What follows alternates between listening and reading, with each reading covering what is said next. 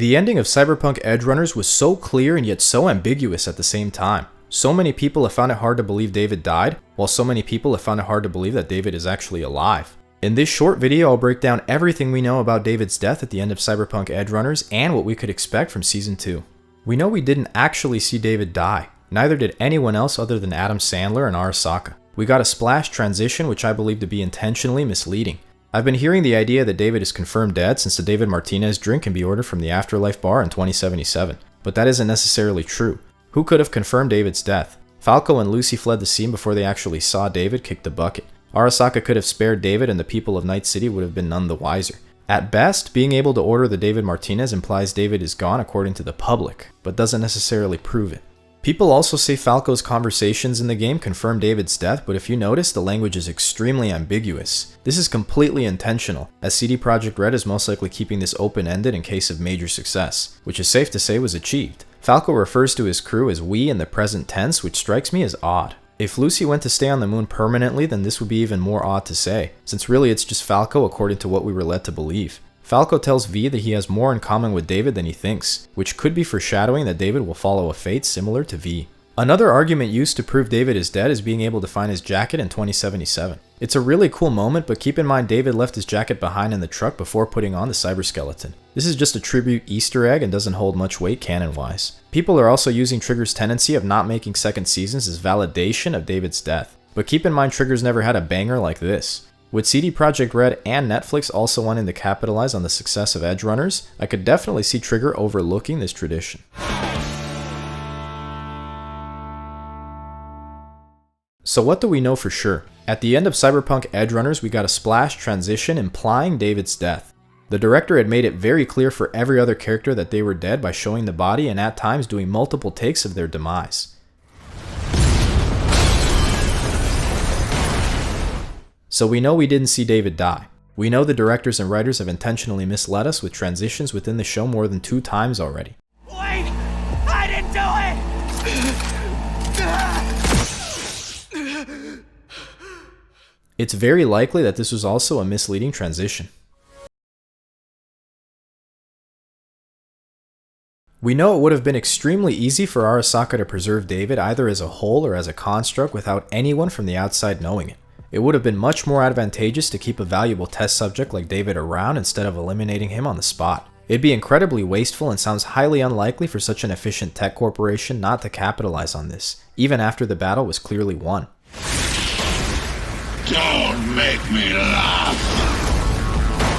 There's the data from the cyberskeleton to extract. There's the ability to study him to learn more about his enhanced tolerance. They can use him to lure out Lucy. And they could even turn him into a fully brainwashed version of Adam Smasher. How insane would it be to have David Smasher as the enemy in Season 2 or in a DLC of the game? Left in that chrome dome of yours? You could say I'm special. With all that said, here are the most likely scenarios for Season 2 ranked in order of insanity. Number 1, an Anthology Series. We get an entirely new crew. This is the somewhat safe route. We get new characters that can hopefully live up to David and Lucy in Season 2, while not retconning anything from the game or the anime.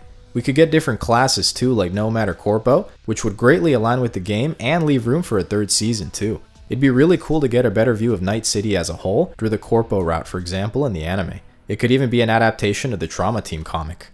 Number 2, Adam Smasher's backstory. Adam Sandler was played up big time in episode 10 of Edgerunners, so much so that it almost felt like we didn't get enough of him. The anime provides very little backstory, while the game provides only a sizable chunk more. We know he was shot by an RPG and given the choice to become a full mech cyborg by Arasaka. We also know he's a psychopath. It'd be really interesting to see either how he was brought up, what led to him choosing to become a cyborg, or maybe just cover the time gap between Smasher supposedly shooting David and where Cyberpunk 2077 begins. Number 3, David Smasher. David was captured and put through immense experimentation before getting turned into the next Smasher. Lucy learns that David is still alive but is immediately filled with anger knowing that he's suffering a fate far worse than death. Since he's brainwashed, there could be an epic fight at the end, but I imagine Lucy would be able to bring him back just like she did in episode. I'm still extremely curious as to what's in the old net and what Arasaka was so desperate to find there. Maybe they can fill that gap here and have Lucy discover something in the old net that helps her rescue David. Number 4, time skip gap. Season 2 could start with the gap between episodes 6 and 7. Right after Maine's death, we get a skip of at least a few months during which David did a lot of growing and maturing. I'm sure there were lots of dangerous jobs taken on during this time, and personally I'd love to see more of David's process of hardening himself after the events of episode 6. Did you never learn to fly?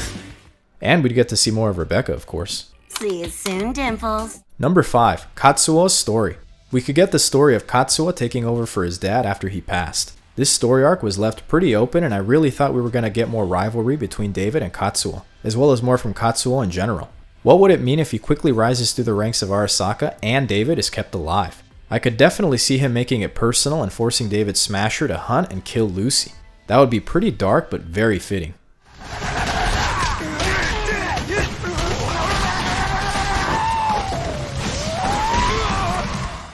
Number 6. Like father, like son.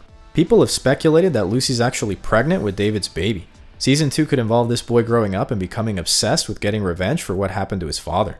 Likewise, some people have mentioned it'd be cool to simply have another young kid idolize David's story and end up following the exact same path. Nova! Number 7. Johnny Silverhands 2.0. Lucy has David in her head using the relics somehow. Since Edgerunners already mirrors Johnny Silverhand's life in so many ways, and Season 2 would take place further in the future, what if Lucy and David are able to figure out a way to bring back David while also saving herself? I believe in you, Lucy. Number 8. The ending was a simulation. Everything that occurs from the moment David was put under JK's second BD is actually a simulation. I made a really in-depth video on why this could very well be the case. Since David's jacket and Rebecca's shotgun can be found in the game, this leads me to believe that David was eventually freed and something similar to the events of the ending we saw could have happened afterwards. Stop! Cut it out! No, stop! Number 9. Nothing. This is by far the most insane possibility, as CDPR, Netflix, and Trigger would miss out on some huge momentum from critical success. This means we never get a season 2 and are left with the closure that David is gone for good. David lives on as a legend of Night City who took on Arasaka, went toe-to-toe with Adam Sandler, saved his lover, set up Lucy and Falco up financially, and made a name for himself as the legendary Choom who flew over the edge.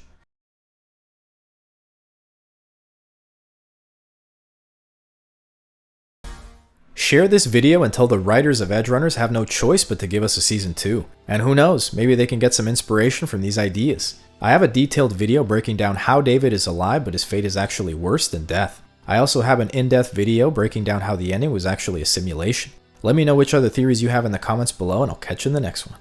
Time for me to